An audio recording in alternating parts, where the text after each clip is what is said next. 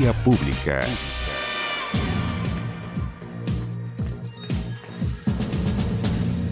¿Cómo están ustedes? Muy buenas noches. Bienvenidos a Vía Pública. El expresidente Alan García Pérez será velado en la Casa del Pueblo, sede de su partido, el APRA, en Lima.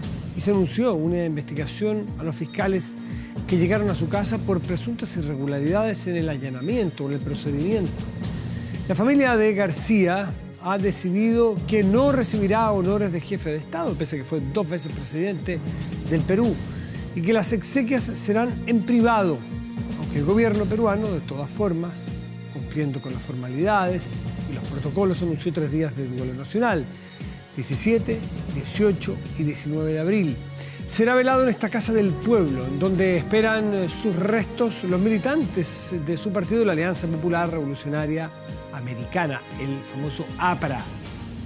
Luego de que la carroza fúnebre llegara al hospital o del hospital Casimiro Ulloa, donde falleció este miércoles a las 10 de la mañana con 4 minutos a causa de una hemorragia cerebral y algunos paros cardíacos o cardiorrespiratorios consecutivos, producto del disparo que se hizo cuando ingresaron miembros de la policía peruana para detenerlo. Todo esto en el marco del caso Odebrecht. Esto fue un poco antes de las 7 de la mañana, hora local. El presidente peruano, Martín Vizcarra, se ha declarado consternado por el fallecimiento de García, ya ha lamentado su muerte, así como muchos otros expresidentes, todos ellos también bastante arrinconados por la justicia. Sus abogados han denunciado que la Fiscalía continúa el allanamiento y han anunciado acciones legales contra los funcionarios que participaron en esa diligencia. Las reacciones internacionales, la solidaridad han llegado desde los gobiernos de la región como Chile, Colombia, Ecuador, Bolivia y organismos como la OEA y la Unión Europea. La pregunta del día tras la polémica por medidores inteligentes. ¿Estás conforme con la medida anunciada por el gobierno? Esto de que el cambio va a ser voluntario, ¿sí o no? Ahí está la invitación a participar en esta pregunta del día. Esos son los 2 grandes temas de hoy. Pero vamos a partir o vamos a dar paso a nuestro panel de conversación y tiene que ver con lo que ocurrió en Lima, Perú. Pero ese es, se puede decir, el titular. Pero ¿qué es lo que hay de fondo? ¿Qué es lo que trasunta la muerte de Alan García?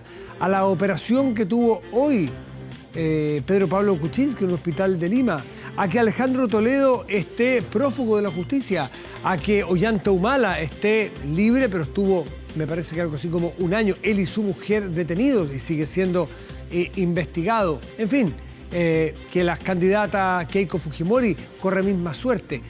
Odebrecht es el factor común. Odebrecht, la empresa brasilera constructora que participó en procesos de licitación de obras públicas en Latinoamérica, en Perú hincó el diente. En Perú puso el ojo, fue donde más invirtió, no solo en obras públicas, sino que aparentemente también coimeando políticos. Esa es la acusación que se hace. Vamos inmediatamente a nuestro panel. Está Josefina Arauz, que es historiadora e investigadora del IES, el Instituto de Estudios de la Sociedad. Muchísimas gracias por estar aquí, Josefina. Gracias. Y también está Iván Bitkier, que es investigador en ANEPE y académico de la Escuela de Gobierno de la Universidad Central. Iván, gracias por estar aquí. Muy buenas noches. Gracias. Yo quiero partir antes que el caso Odebrecht y de la política en general. Alan García probablemente es el ícono del político de la segunda mitad del siglo XX, latinoamericano, caudillo, potente, omnipresente en todas las elecciones, que no se mueve una hoja de su partido, de su sector político o de su país sin que él tenga algo que ver al menos. Pero esa política parece superada por una democratización o al menos una horizontalización de la política y una ciudadanía que a los caudillos no siempre los sigue, Iván. El APRA es uno de los partidos más grandes que ha generado América Latina, que se mantiene relativamente incólume a la crisis de partidos. Se genera a mediados de la década del 20 y lo crea Víctor Haya de la Torre, el otro gran político aprista. Es coincidente con la creación de los partidos socialistas de Chile en época. Bueno, a eso voy. El APRA es fundamental para entender el hacha en el símbolo del Partido Socialista, y además hay dos peruanos que fueron directores de la revista Ercilla acá, que estuvieron exiliados, que es Seoane, y Luis Alberto Sánchez. Ambos intelectuales eran muy amigos de Mate Hurtado, el fundador del Partido Socialista. El APRA tiene también una gran influencia en la creación de Acción Democrática en Venezuela y en el Partido de Liberación Nacional en Costa Rica.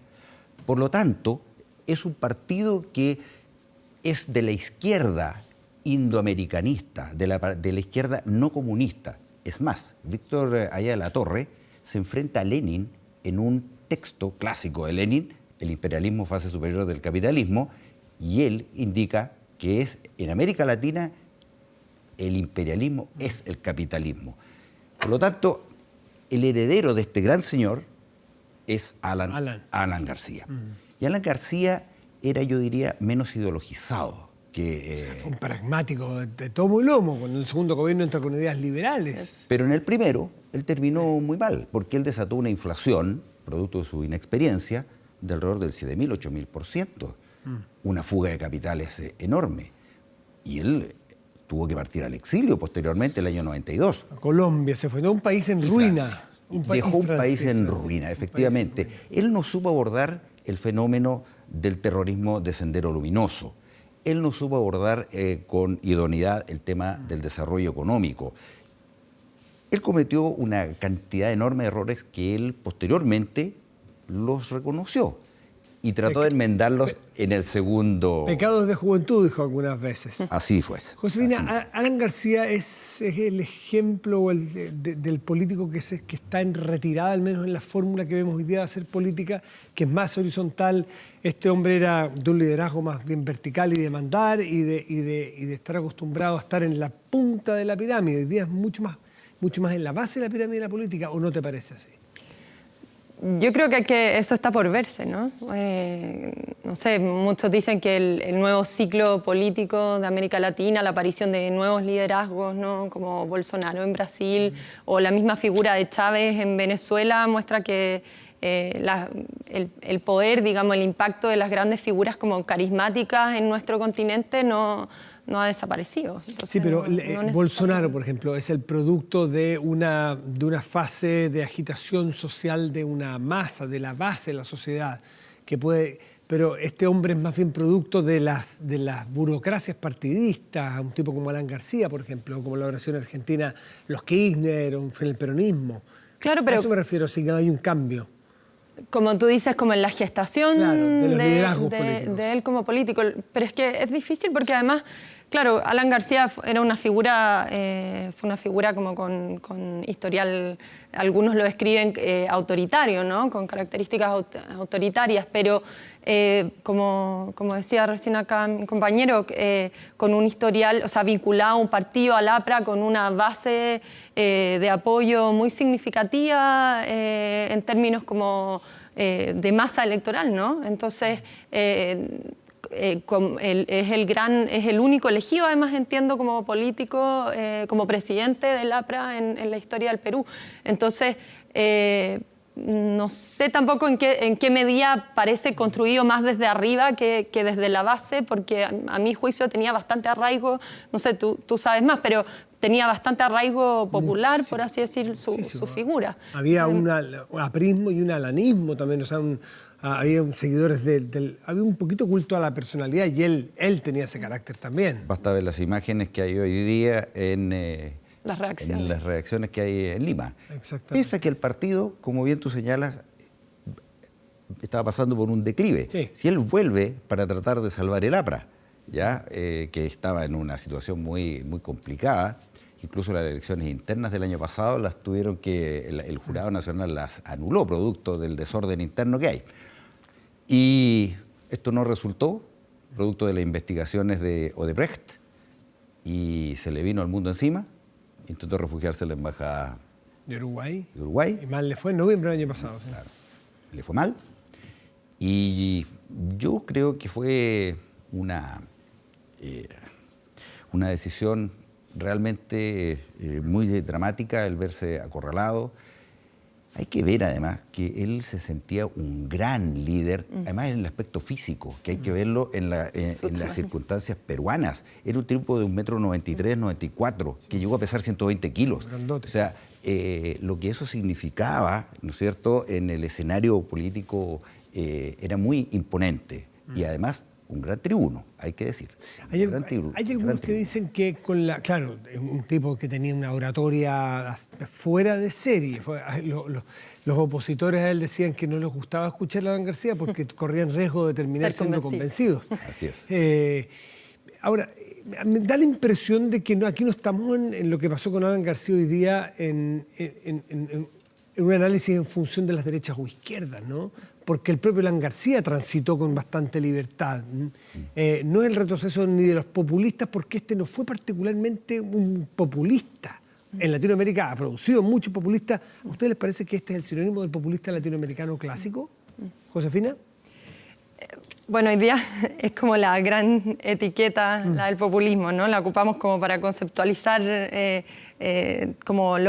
ocupamos siempre el término para conceptualizar los problemas que existen. Está manido también ese término. Sí, entonces es complejo porque terminamos todo termina cabiendo en la etiqueta, ¿no? Pero efectivamente muchos hicieron la comparación en su minuto con Fujimori, ¿no? Que es el que le sigue a Alan García y que representa un proyecto político y económico completamente distinto, ¿no? En términos ideológicos, político-ideológicos, y sin embargo, a pesar de esas diferencias, en el estilo de hacer política, ¿no? Parece que ambos mantenían como semejanza. Entonces, ha sido reconocido como alguien que podría encarnar ese populismo. Pero a mi juicio, al menos en la figura particular de él y un poco el episodio ahora de su muerte trágica, ¿no? Tiene que ver más allá del populismo, ¿no? El problema de la corrupción, ¿no? Ese creo yo que es la clave aquí, la problemática que está en juego, ¿no? Que tiene en tensión además no solo a Alan García, sino a otras autoridades del mundo político, muchos otros países peruanos y en América Latina. Entonces, esa es la gran clave en este problema, al menos, para entender lo que está ocurriendo. Ese es el factor problema. Detonante. No es la corrupción, ni es derecha o izquierdas. O sea, porque la corrupción además no ha sido patrimonio en América Latina ni de la derecha ni de la izquierda, patrimonio exclusivo, digamos, ni tampoco del populismo. Entonces, esa, a mi juicio, es el concepto que más sirve para entender. ¿Tú cómo lo lees? Mira, yo haría una distinción entre el Alan García I y el Alan García II. El primero es un populista absolutamente desbocado. Eso es lo que explica el mal manejo de la economía. Sin embargo, el segundo, yo ahí concuerdo contigo, ese efectivamente trata de mostrarse como un estadista más serio en el manejo macroeconómico, pero el mundo subterráneo, ese lo que lo lleva a una situación inmanejable como es la corrupción. Porque a todas luces, aquí hay una situación muy fuerte de la intromisión de Odebrecht en la política peruana y particularmente en el gobierno de él, con la línea 1 del metro. Sí, ese es el problema, porque Alan García invita a un señor Bareta, creo que se llama, sí. O Barata. Barata, que es el representante de Odebrecht en Perú. Jorge Barata. Lo invita al Cusco, creo que febrero del 2009, y ese mismo día y los días siguientes se produce una suerte de catarata de decretos, normativas, nuevas leyes en el Congreso que son despachadas de manera fulminante. Bueno, y ahora Barata y el propio Marcelo Odebrecht dice... Bueno, Barata también dice haber entregado un montón de plata y hay millones de dólares a través de lo que se llama la Operación Andorra, que es un banco en Andorra y luego un banco, o sea, primero una sociedad en Panamá, que es un paraíso fiscal, luego Andorra, y hay 4 millones de dólares del señor Nava, que es uno de los asesores más cercanos del segundo gobierno. Y por lo tanto muchos dicen estaba muy acorralado Alan García. Otros dicen sencillamente era narcisismo lo de hoy. Otros dicen no, estaba muy acorralado. ¿Cómo lo ven ustedes? Bueno, yo no sé si vieron la última entrevista. Sí. Que es bien de Radio Programas del Perú, hace 24 horas de Jorge Villarreal. Es impresionante porque incluso el periodista hace al comienzo una frase incompleta en que dice, ¿crees que esta es tu última entrevista? Y después completa la oración y le dice en libertad, pero es como premonitoria la pregunta que le hace. Pero a pesar de que sigue siendo la misma figura potente de siempre en esa entrevista, con su retórica, con una habilidad para salir de las preguntas difíciles que le ponía el periodista, al menos a mi juicio, él parece bastante acorralado. Y lo que comentaban es que él incluso anoche, tarde, ya habría habido como alguna información de que iban a llegar hoy día en la mañana, entonces no fue tan sorpresivo. Disculpa, ¿no? Yo conversé con el periodista Jorge Villarreal esta tarde, el que le hizo la entrevista, y me contó dos cosas que me llamaron la atención. Una, que él le había pedido la entrevista y Alan García dijo no voy a hablar hasta que no avance la investigación. Y que fue el propio, no sé si Alan o su círculo, que llamaron de vuelta al periodista para ¿sabe qué? Cambiamos de opinión. Que venga, vamos a hacer la entrevista. Eso fue anoche. Y luego se fue a dar clases. Y el periodista, mientras estaba haciendo la entrevista, le llegó a su teléfono la información de que venía una detención al día siguiente, pero no con fecha exacta. Y no se atrevió a decírselo porque no la tenía confirmada. Es decir, si lo sabía el periodista, es probable que García también supiera. Es un personaje hasta el día de su muerte, probablemente, ¿no? Efectivamente, sí. Yo creo que él no tenía respuesta a dos temas que son muy complicados. Odebrecht señala, Marcelo Odebrecht, dice haberle entregado una cantidad indeterminada, algunos, depende de la fuente, dicen... 40 millones de dólares. Claro, pero directamente a la campaña. Directamente a la campaña. Y otras por coima producto de ciertos beneficios, tanto para la construcción del IRSA, que es una ruta por el sur, que la construyó Odebrecht, y particularmente lo de la línea 1 del metro. Entonces, él no tenía explicación. Ese es el gran problema. Y yo creo que lo que lo complica a él es que no tiene cómo literalmente zafar de esto. Se encuentra acorralado. Y el tema del ego, que obviamente no debe haber querido pasar los últimos días. Dijo, no voy a pasar ni un día tras las rejas. Y a lo mejor la intención de decir, es preferible que quede la duda siempre de que esto fue una persecución política porque nunca me pudieron probar nada.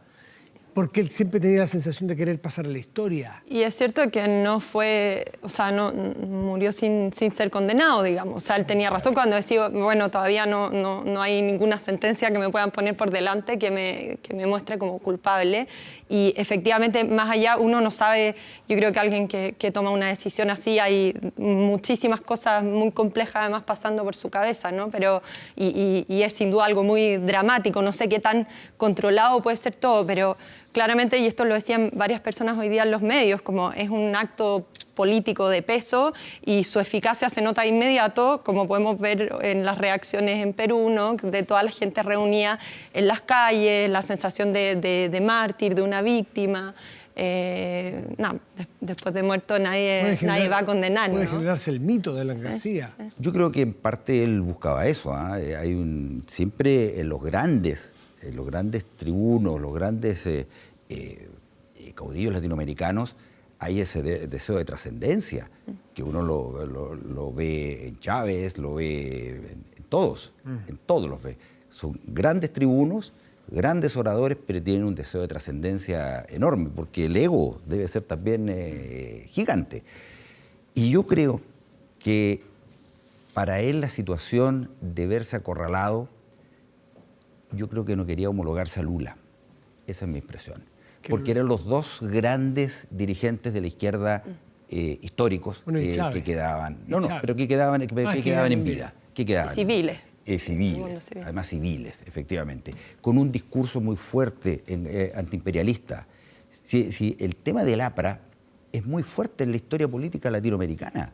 Son los primeros que crearon una teoría política latinoamericana.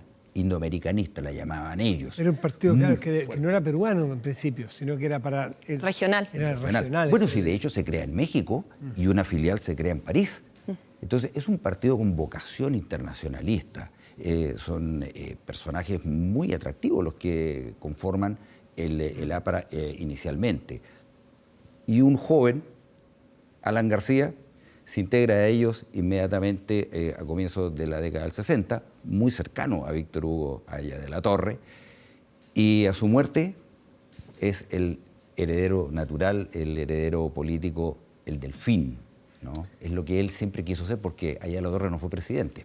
Y parece ser que el APRA está en problemas para elegir un tercer gran líder. No lo tiene. Y era la pregunta que se hacían los analistas peruanos hoy, después de Alan Qué. Así es. No hay un líder de su calibre y las elecciones están a la vuelta de la esquina, son el 2021. El problema de Perú, Josefina, es que si tenemos a todos los expresidentes vinculados con la justicia, algunos presos, otros fugados, otros esperando que continúe el proceso, para la mirada latinoamericana o para Perú puntual, el desincentivo a que las figuras valiosas, gente que quiera aportar, quiera entrar a la política porque el riesgo es muy alto a ser vinculado, a ser manchado, justo o injustamente.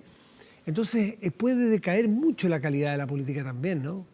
Sí, bueno, es una buena pregunta, es una situación muy compleja, pero yo también, esto no es idea mía, varios también lo estaban comentando, que uno puede mirar la situación de Perú no solo con la muerte de Alan García y su acusación, sino con lo que decías tú, ¿no? El involucramiento de todos sus expresidentes en casos de corrupción, de problemas con la justicia, y uno dice, bueno, esto es la debacle, el desastre máximo, un país que está en el suelo, pero al mismo tiempo está operando la justicia, ¿no? Y están siendo juzgados, hay procedimientos en curso, salió a la luz el caso de Brecht, se está investigando a nivel latinoamericano, hay gente condenada. Entonces, claro, ojalá no existiera, ¿no? Pero a mi juicio también eso es una buena señal, digamos, esperanzadora de que quizás en el pasado no era que no existieran este tipo de escándalos, sino que no salían a la luz, y hoy día tenemos mecanismos que permiten que se identifiquen y se investiguen y se condenen como corresponde. Entonces, es una situación difícil, efectivamente puede desincentivar, pero también, como toda crisis, puede abrir una oportunidad nueva. ¿Tú cómo lo ves, Iván? Yo comparto sin duda eso, y yo le añadiría un ingrediente que es nuevo en América Latina. Odebrecht y otras 9, 10 grandes compañías brasileñas son de dimensiones globales. Entonces tenemos, por añadidura a lo que tú señalas, una empresa dispuesta a pagar para obtener las licitaciones. Entonces, eso no había existido antes en América Latina, que una empresa estuviese, y además que lo dijeran absolutamente. Nosotros, esta división se llama División de Operaciones Estructuradas, tiene un nombre bien curioso, esta división que tenía Odebrecht para financiar políticos de todo el espectro, en todos los países de América Latina e incluso de África.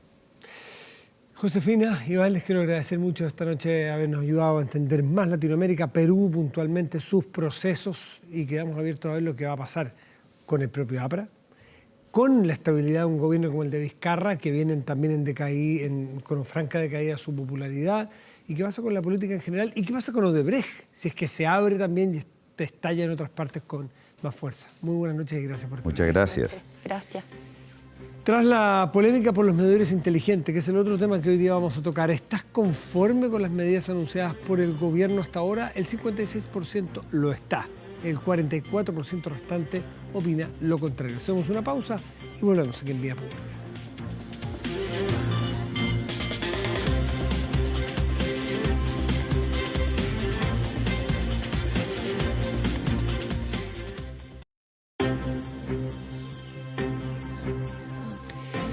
Bueno, estamos con el otro tema que le habíamos planteado para esta noche, tiene que ver con los medidores. Y este anuncio del gobierno de que el cambio, la transición hacia los medidores inteligentes, digitalizados, van a ser voluntarios.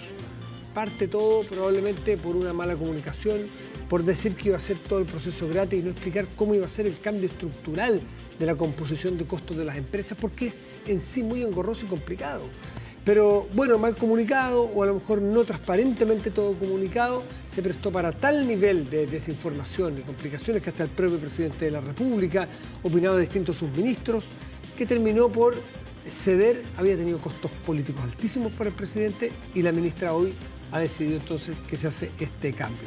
Está con nosotros el diputado Pablo Vidal, que es diputado de Revolución Democrática. Pablo, gracias por estar aquí. Muy buenas noches. Buenas noches, Matías. Fíjate que estábamos haciendo la pregunta y el 56% de las personas está de acuerdo con esta medida que anuncia el gobierno hoy. ¿Qué te parece a ti desde el punto de vista técnico? Después podemos hablar de los alcances políticos. Sí, el anuncio hoy día tiene dos partes que las podemos separar. Por un lado está esta idea de que el cambio sea voluntario, las personas puedan optar a que les cambien o no, decidir que no le cambien el medidor. Y por otra parte, la ley corta que anuncian. Sí. En mi opinión, ambas medidas logran frenar un efecto que se estaba construyendo en la opinión pública de rechazo a los medidores inteligentes. Y yo creo que aquí es importante decirlo. Acá los malos de la película no son los medidores. Los medidores incluso podrían ser una parte interesante de la solución, pensando en el futuro, en el desarrollo de la industria eléctrica. Por lo tanto, aquí yo creo que es muy bueno poder sacarle el estigma a los medidores y creo que con estas dos medidas se avanza de manera concreta, a distinto de lo que había pasado con las medidas anteriores. O sea, esto de la compensación por el medidor que te sacaban, a 10.000 pesos, yo lo dije así, era una aspirina. Era un calmante ante una enfermedad. Yo creo que ahora estamos hablando de un remedio, ahora estamos hablando de una solución.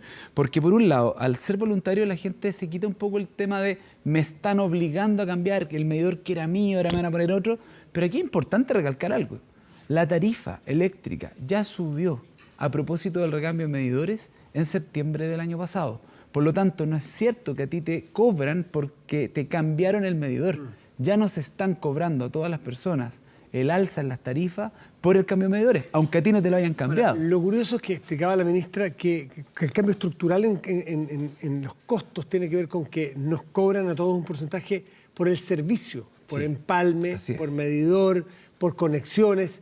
Ya no es como antes que estaba dividido todo. Y entonces ahora todo es de la compañía para poder establecer también una recuperación. Si hay algún corte desde la compañía y ser dueño, la compañía de todo el proceso. Sí. Y no esperar que alguien...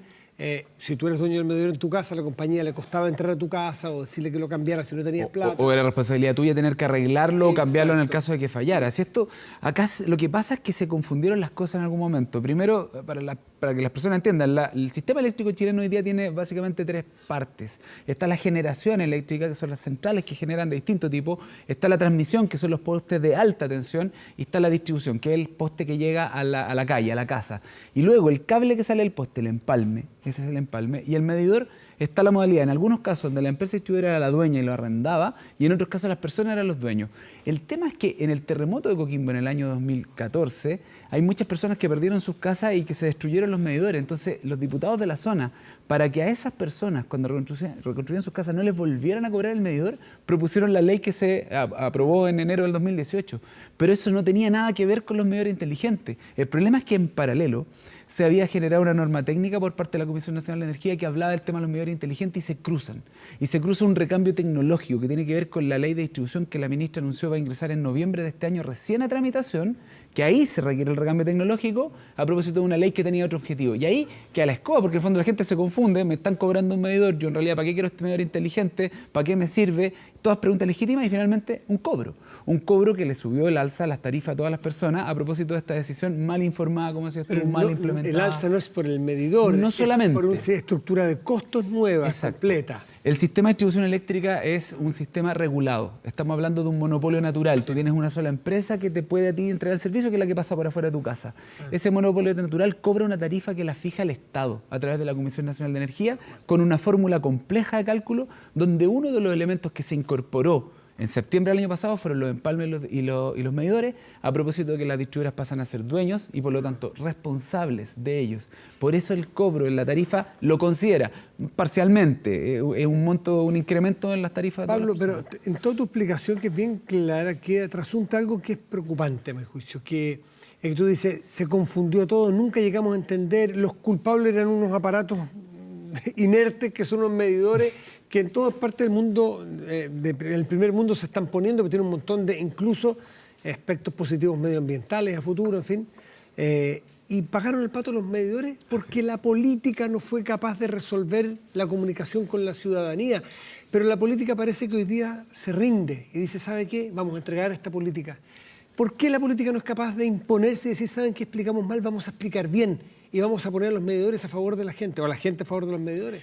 Yo estoy totalmente de acuerdo contigo. Y acá lo que pasó en estas semanas, primero, es mucha confusión. Primero, un grupo de parlamentarios que fueron los que aprobaron esta ley en 2018 no tenían claro lo que habían aprobado, lo que habían votado, los efectos que tenían. Y por eso yo digo, la ley era sana, era correcta y justa en su origen, y lo que termina saliendo posibilita este enredo. Y la política no fue claro explicar, ni el gobierno anterior, ni este gobierno. El día 13 de marzo, hace más de un mes, el diputado Giorgio Jackson y yo, junto con el diputado Guiguren de RN, el diputado Gaona de la UDI, la diputada Chicardini del Partido Socialista y otros diputados de distintas bancadas, ingresamos un proyecto de ley para hacer lo que hoy día anuncia el gobierno, para rebajar la rentabilidad de las distribuidoras, porque esa es la única solución posible. Porque el efecto en el recambio tecnológico ya está asumido en el cobro de la tarifa.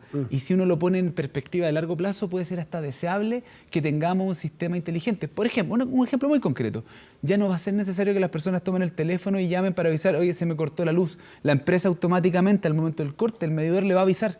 Y le va a decir, se cortó la luz, va a poder saber si es un corte zonal o un corte específico, va a poder mandar cuadrillas sin tener que esperar el llamado. Se van a generar ahorros de tiempo en el restablecimiento del servicio. Por lo tanto, sí hay beneficios concretos a propósito de los medidores. Es un medidor que es bidireccional, que si en algunas casas quieren poner paneles solares fotovoltaicos y generar energía, consumir, y si les sobra, inyectar de vuelta, y vendérsela al sistema. Esa es una ley que aprobamos el año pasado, donde además permitimos que en el caso de que generara más energía a la gente que la consume, se le reembolse. Exacto. O sea, no solo se le descuenta la cuenta, sino que se le reembolse todo lo que tú dices. Pero todos esos beneficios quedaron tapados porque a la gente le subió la cuenta de la luz. Pero primero que la política no es capaz de explicar, y la política le teme a las redes sociales, le teme a los matinales, le teme a los líderes de opinión que no siempre están muy informados, entonces dicen, ¿saben qué? Mejor echemos para atrás esto. Yo quiero ser extremadamente justo, y lo digo muy responsablemente como diputado del Frente Amplio. La ministra de Energía ha tenido la valentía de salir a la cara, a estar presente en cuanto matinal ha sido invitada, explicando esta materia con mucha claridad. Yo creo que ella es de las pocas personas que entiende muy bien cómo funciona el sistema.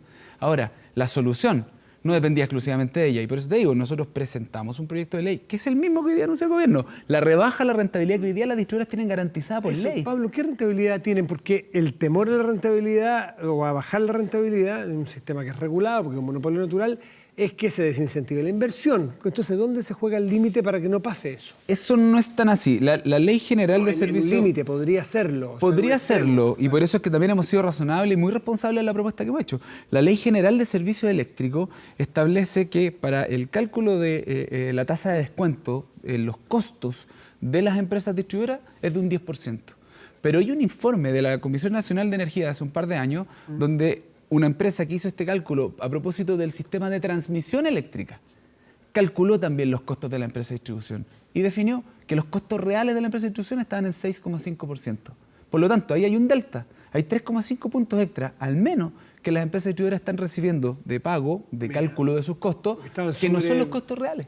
Entonces ahí había directamente una posibilidad de echar mano y decir, ajustemos, ni siquiera para castigar a la distribuidora, ajustemos este costo, esta rentabilidad garantizada por ley a los costos reales que ellos tienen, para que aseguren la rentabilidad que se merecen por el servicio que prestan. Es tan claro que nosotros propusimos un 6,5%, que hoy día la propuesta que hace la ministra habla de un 6%. O sea, incluso más bajo que lo que nosotros habíamos planteado. ¿Le van a garantizar o le van a fijar, por así decirlo, rentabilidad de la inversión de un 6%? Incluso más. Yo creo que por justicia, por cómo funciona el sistema, deberíamos traspasarle a la Comisión Nacional de Energía o a un panel de expertos la posibilidad de evaluar cada 4 años, cuando se fija la tarifa, recalcular los costos. Si en algunos casos fueron más altos por inversiones que hicieron, es justo remunerarlo, y si fuera más bajo, entonces que cobren menos. Pero lo que no es justo es que tengan una rentabilidad garantizada que excede los costos reales que ellos tienen, porque eso lo paga ¿quién? Las personas, en la cuenta de la luz. Entonces ahí tenemos una manera concreta de bajar las tarifas, compensarlo de los medidores, y ojo, el presidente Piñera cuando tuvo este ataque de sinceridad y dijo las personas pagan todo, porque eso es verdad, lo dijo el presidente, sí, pues. También pagan, y avisó el presidente, el alza de las tarifas que va a haber ahora el segundo semestre de este año, a propósito de los contratos de generación que había en los últimos años. Entonces, las personas que hoy día sienten que la tarifa de la luz les subió y tienen razón, se preparen porque viene una nueva alza el segundo semestre. Y nosotros venimos empujando, y nos alegra que el gobierno hoy día haya decidido apoyar la iniciativa que nosotros hemos planteado de rebajar la tarifa directamente, apretándole el cinturón a las empresas distribuidoras. Esa es la solución para que puedan bajar las tarifas y con eso también sacarle el estigma a los medidores. Los medidores inteligentes no son malos. No es la culpa de los medidores que aquí la política, como decías tú, haya sido incapaz de explicarle a la gente con claridad lo que aquí había pasado. Los minutitos que me quedan me gustaría meterte en la explicación y un tema de lo que sucedió hoy día con el TPP, porque parece un modelo qué sé yo, de computadores, algo tan... mucha gente me pregunta, ¿qué es lo que es el TPP? Pasó la época en que hacíamos acuerdos de libre comercio. Chile es de los países que tienen más acuerdos de libre comercio. Entonces esta nueva generación como que ya lo da por hecho, ya están. Ustedes votaron en contra.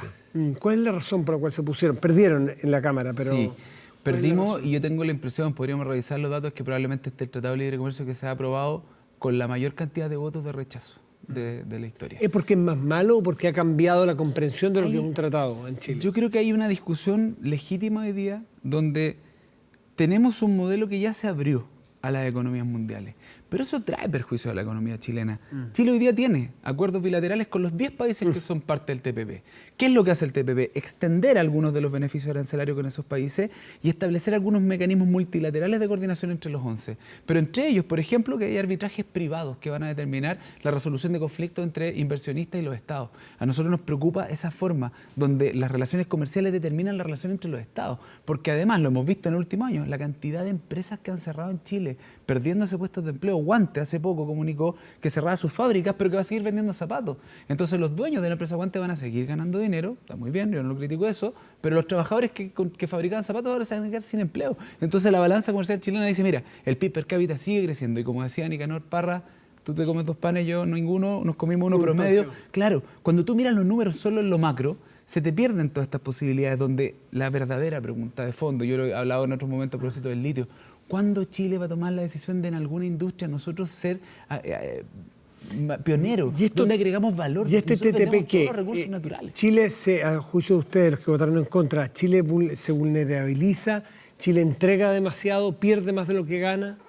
Nosotros creemos que se ha sobrevalorado las ganancias, porque aquí, esto informe de la Direcon, entre un 0,14 y 0,23% podrían llegar a aumentar las exportaciones de Chile.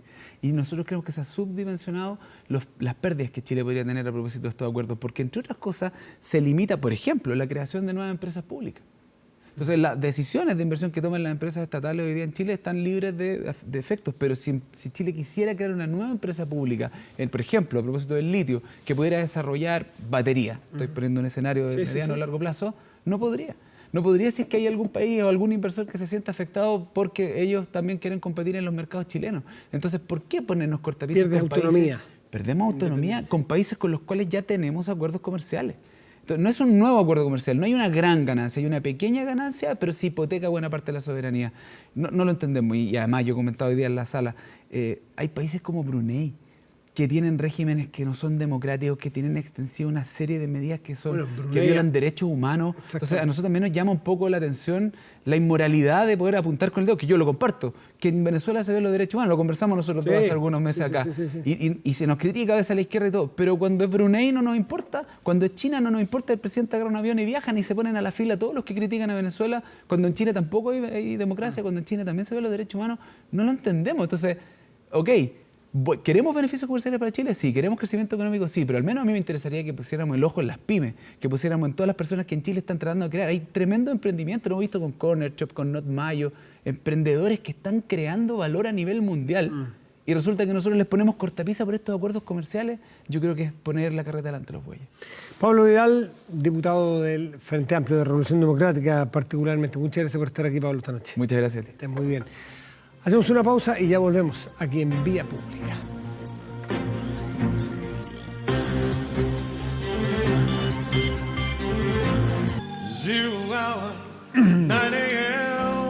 Veamos el resultado que hasta ahora da, o a esta altura ya dio, la pregunta que nos invitamos a participar a ustedes. Si tras la polémica por los medidores inteligentes, ¿estás conforme con las medidas anunciadas por el gobierno? El 56% sí lo está, el 44% restante no está de acuerdo.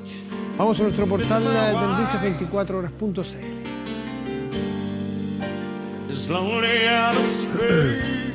Bueno, este portal trae en este momento como destacado comercio en Semana Santa. Estos son los horarios de atención de malls y supermercados. Estemos muy atentos a esto para no perder tiempo. En nuestro portal de noticias, todo lo que usted quiera, en política, en economía, en internacional, en deporte, videos, otros programas. bueno, de los mejores portales de noticias de Chile, los más vistos, así que ahí lo tiene, 24horas.cl. Temperatura en este momento en Santiago. 12 grados con 8 décimas. Cielos nublados para mañana y pasado. Mañana jueves, nublado, máxima 25 grados. Más que agradable la temperatura aquí en Santiago. Jueves y viernes, que es feriado, despejado y 24 grados. Veamos qué ocurrirá en otras